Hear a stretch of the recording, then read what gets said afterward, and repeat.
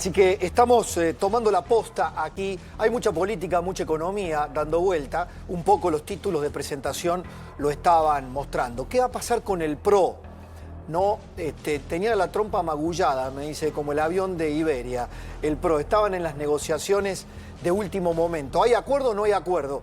Mirá, todos tenemos, ya viene Nico, Nacho con su fuente, por supuesto, Spillman recién dando la nota.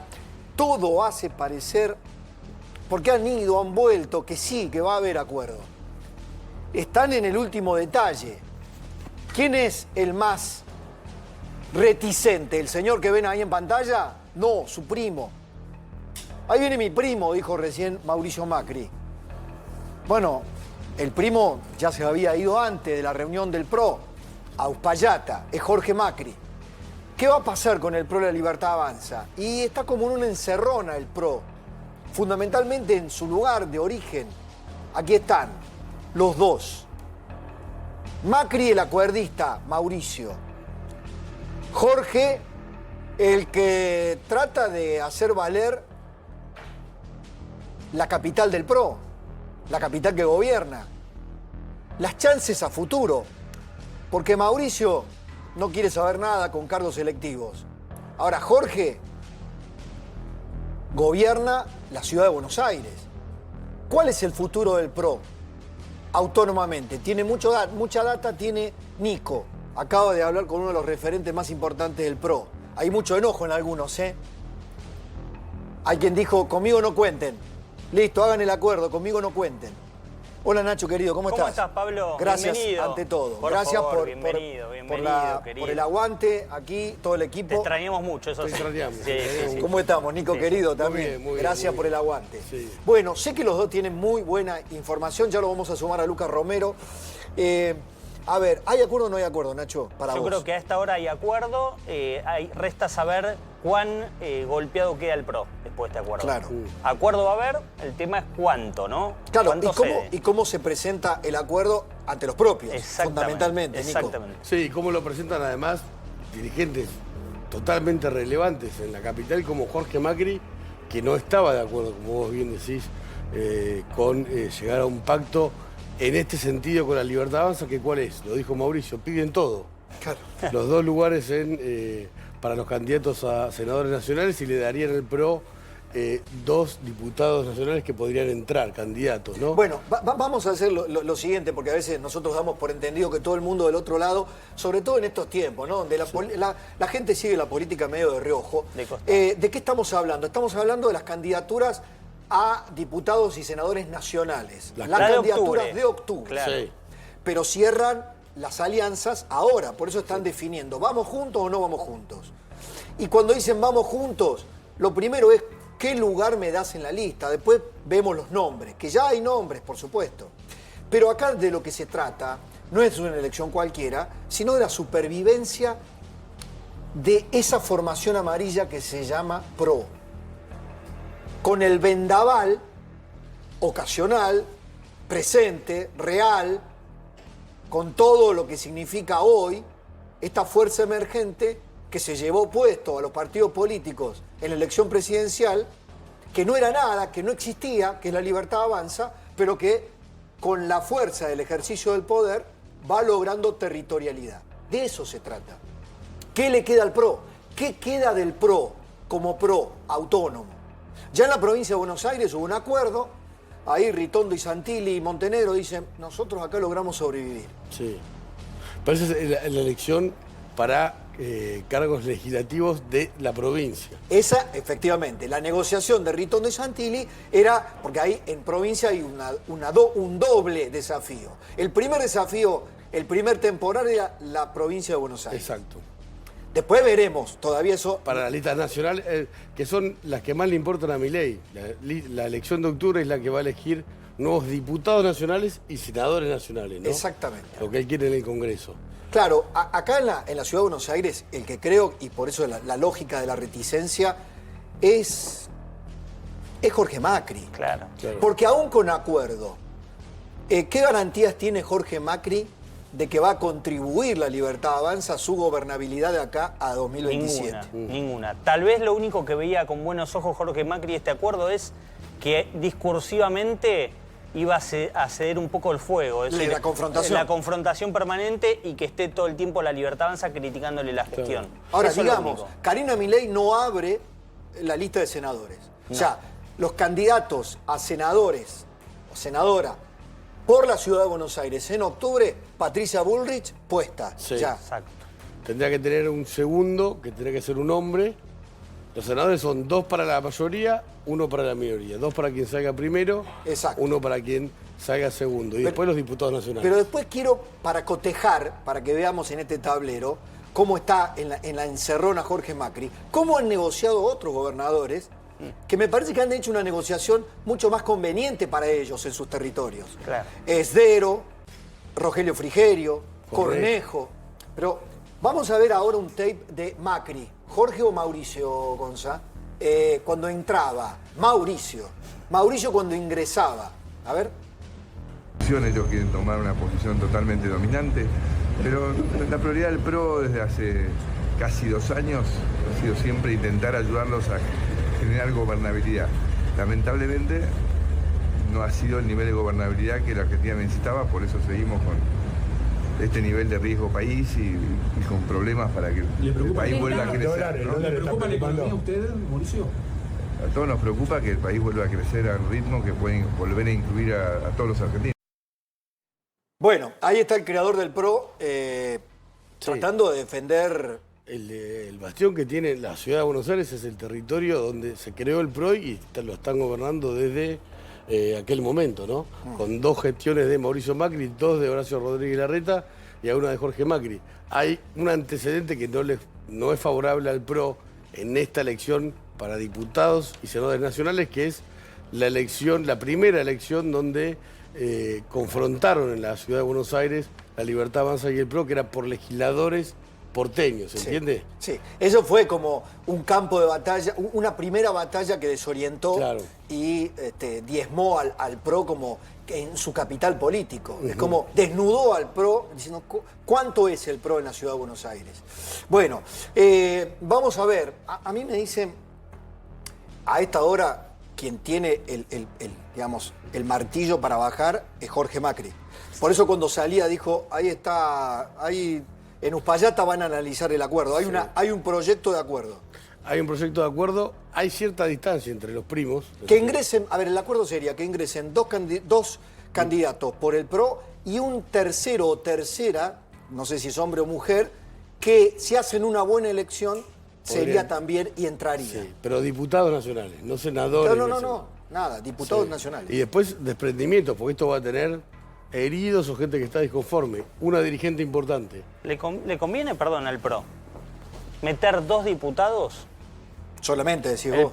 ¿Estamos seguros que el PRO no podría defender 2 diputados? Digo, discursivamente le sirve para evitar la confrontación, va en línea con lo que pasa en la provincia, pero obviamente, simbólicamente es una cosa, pero en cuanto a número, no sé si el PRO no puede sacar 2 diputados. Se lo vamos a trasladar a Lucas Romero, que ya está con nosotros. Hola Lucas, ¿cómo te va? Buenas tardes. Pablo, buenas tardes, ¿cómo andan ustedes? Acá te sumamos a la conversación política. ¿Le conviene al PRO que le den 2 diputados y un tercero con probabilidad, si hacen una muy buena elección, de entrar? Bueno, todos tenemos la referencia, como explicaban recién, del 18 de mayo con la elección en la Ciudad de Buenos Aires. Uno hace el cálculo sobre la base de esos votos obtenidos por cada fuerza y los proyecta. Yo creo que, el PRO estaría en condiciones de conseguir 2 bancas, incluso podría pelear una tercera si construye algún sistema de acuerdos en la ciudad, por lo cual me parece que acá es donde aparece el conflicto respecto de qué es lo que le está ofreciendo la Libertad Avanza y bueno, la posibilidad de ir por su propia cuenta a conservar la identidad partidaria y a tener diputados también que le puedan responder a la conducción del partido y no a la conducción de la Libertad Avanza, ¿no? Bueno, hago la pregunta a la inversa. ¿Cuánto vale conservar la identidad partidaria si después tenés a gobernadores propios que están negociando acuerdos provinciales o acuerdos con otros, por ejemplo, como por ejemplo Nacho Torres, que negocia un frente electoral con Yarlora, con el gobernador de Santa Fe, con Puyaro, y con Sadir?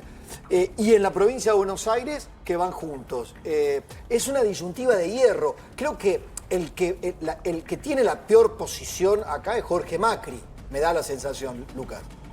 Yo creo que frente a nada, conservar la identidad partidaria siempre va a ser una prioridad. Okay. El problema acá no es lo que pierde el PRO, el problema es qué es lo que ofrece la Libertad Avanza. Esto es lo que está obstaculizando el acuerdo. La Libertad Avanza está ofreciendo muy poco, porque la Libertad Avanza está envalentonada por el resultado del 18 de mayo, pero también porque cree Milei que es él el que recibe los apoyos en las encuestas y quiere trasladar esos apoyos a las urnas, cosa que no es lineal. Entonces, yo digo que acá lo interesante para analizar todo este proceso, Pablo, es que, en el mejor de los casos, aún en el mejor de los casos, a Milei el resultado le va a ser insuficiente. En el peor de los casos, el resultado electoral va a ser bueno para Milei. Claro. Va a sacar más votos que en 2023, se va a fortalecer en el Congreso, incluso puede adquirir o lograr el tercio bloqueador de las insistencias legislativas para blindar los vetos. Eso sería, digamos, ya con eso da la vuelta olímpica, me da la sensación, sí, en función de las expectativas, de la matemática electoral. El problema es que Milei no necesita vetos, necesita leyes. Claro. Entonces, ahí aparece esta dificultad, porque si Milei quiere imponer las decisiones solo, sin acordar con nadie, eso lleva más esfuerzo. Construir una mayoría propia para poder imponer las decisiones presenta un camino mucho más largo. Si él buscara acuerdos políticos, llegaría a las mayorías más fácil y eso le permitiría ganar margen de decisiones. Por eso digo, en el mejor de los casos, siendo el más optimista de todos, el resultado electoral va a ser insuficiente para Milei para lograr mayorías en el Congreso para tomar decisiones. Acá es donde aparece lo medular de esta discusión sobre las alianzas, ¿no? Bien, ya que hablamos del veto, ¿tiene costo político el veto en esta recta final electoral, septiembre y octubre? Bueno, da la sensación que no. Yo creo que acá hay que destacar algo que me parece que ha sido un logro para el gobierno. Milei ha logrado algo que era muy difícil, que es presentar el ajuste fiscal como la fuente de todas las bondades y no como la fuente de todas las maldades. Y ha logrado implantar una interpretación en la opinión pública, o en buena parte de la opinión pública, que es el ajuste fiscal el que está produciendo la magia. ¿La magia de qué? De la desinflación. Entonces, ahí aparece la operatoria simbólica en la que el gobierno ha tenido mucho éxito. Por eso, esta épica del ajuste, que es donde se deposita esta decisión de los vetos... No me quiero perder la manera en que lo has definido, porque es maravilloso. Porque parece de otra Argentina. Sí. Épica del ajuste. Cuando totalmente. La palabra ajuste era la palabra maldita, hoy se construye una épica. Fíjate cómo somos los argentinos, ¿no? Porque el kirchnerismo trasladó la idea a todo el resto de la política que la palabra ajuste era... Vos decías ajuste y no te votaba nadie. Sí. Y ahora Milei logró dar vuelta a esa lógica política y hoy arma una épica en torno al ajuste. Es un activo de campaña. Claro. Sí, que va a ser una... Y por eso es muy importante la desinflación para este gobierno. Por eso el gobierno está muy obsesionado con la desinflación, porque entiende que ese resultado en materia de inflación es el que le hace creer a la gente, efectivamente, que el ajuste es la fuente de todas las bondades. Entonces, ahí es donde puede descansar en que posiblemente estos vetos no produzcan tanto daño, ¿no? Uh-huh. Bien, y finalmente, lo que he seguido durante la semana pasada, los movimientos del dólar. Hoy tenemos un dólar que subió un poquitito apenas en la posición del viernes, está cerca de los 1.400, la banda está en 1.457 y la pregunta del millón con que se abre la semana es: ¿hay traslado a precios? ¿No hay traslado a precios? Otra vez, como en abril cuando se salió del cepo, los que van a trasladar a precios, ¿quiénes van a resistir? Ahí me parece que está el nervio más sensible para el gobierno electoralmente. Sí, ahí está el riesgo político. Yo diría, no tanto en la suba del dólar en sí mismo, porque eso puede afectar proyectos de viajes al exterior, algún consumo de bienes durables, pero esencialmente el peligro para el gobierno es que esto se traslade a precios y que destruya lo que recién decíamos es la fuente de la credibilidad sobre el ajuste, ¿no? El ajuste es bueno si produce desinflación. Ahora, si vuelve la inflación, bueno, quizás ahí empecemos a ver distinto el ajuste de lo que a Milei le conviene que la gente lo vea, ¿no? Está clarísimo, Lucas. Como siempre, gracias por tu tiempo. Un abrazo muy grande. No, por favor. Porque además nos da un puente para hablar de economía. Porque justamente, como puede ser o as de espada o talón de Aquiles, la economía. Hoy, la economía para Milei, en la percepción de buena parte, no toda, pero buena parte de la sociedad, es un as de espada. Yo veía en las redes a un hombre, no importa, que decía, me junté con un grupo de amigos, todos lo votaron a Milei, pero todos tienen menor actividad económica, todos están perdiendo más que el año pasado, no ganan. Sin embargo, les pregunto, ¿van a votar a Milei? Sí. Por esto, que es un intangible, que hoy por hoy es capital del gobierno, hay una expectativa creada. Claro. Sigamos por acá, que tarde o temprano, si todavía no viste los frutos, si todavía te está costando, te aseguro que va a ser mejor. Sangre, sudor y lágrimas. Claro. Bueno, de alguna manera. Sería... El famoso estás a mitad de camino. Trata de ver qué hay en el final, ¿no? Y enfrente que no hay nadie con ideas contrarias, nuevas. ¿Saben dónde se cristaliza esto? En el último trabajo de Jorge Giacobbe, que poneme la nube de emociones. ¿Qué es lo que predomina todavía? Es muy interesante. Esperanza está presente desde que Milei comenzó a crecer en las encuestas en 2023, porque que empezó a dar vuelta. A mitad del 2023, la palabra tristeza, incertidumbre, angustia, preocupación eran las dominantes, lo recuerdo claramente. De pronto empezó Esperanza y digamos, se asoció a la figura política emergente que fue Milei. Se ha mantenido esa expectativa a lo largo de este tiempo y de todas maneras, esa esperanza que está predominante, cuidado, porque hay un acompañamiento de la palabra tristeza, preocupación, angustia, incertidumbre, que aparecen allí detrás, ¿no? Claro. Esto habla también de la polaridad, ¿no? De la polaridad. Te agrego dos, desinterés y bronca. Bueno, por eso. Mirá. Por eso. Es como, ahí hay un latente, donde el metro cuadrado es donde empieza a tallar. ¿Por qué? Porque hay muchos que plantean la desinflación es un elemento absolutamente lógico que se puede mensurar, se puede ver. Ahora, el poder adquisitivo es otra cosa. El poder adquisitivo es todavía lo que genera dudas. Hay una gran parte de la población que dice, no importa, yo sé que bajó la inflación, mi poder adquisitivo no es mejor, pero confío. Ahora, es una confianza a plazo. Claro. ¿Qué pasa si de pronto aumenta la inflación porque, por ejemplo, se subió un poquito el dólar? La Argentina es como el perro del hortelano o el cuento de la buena pipa, ¿no? Palo porque bogas, palo porque no bogas. Hace un tiempo era el dólar atrasado. Ahora se levanta un poquito el dólar y ahora es el cuidado con el dólar. Es así, somos. Lo dice el profe de Pablo, que nos conoce de esto mucho más que cualquiera de nosotros. En la relación del argentino con el dólar con el argentino, simbiótica, no existe en ninguna parte del mundo, menos en los Estados Unidos, donde se crea la moneda.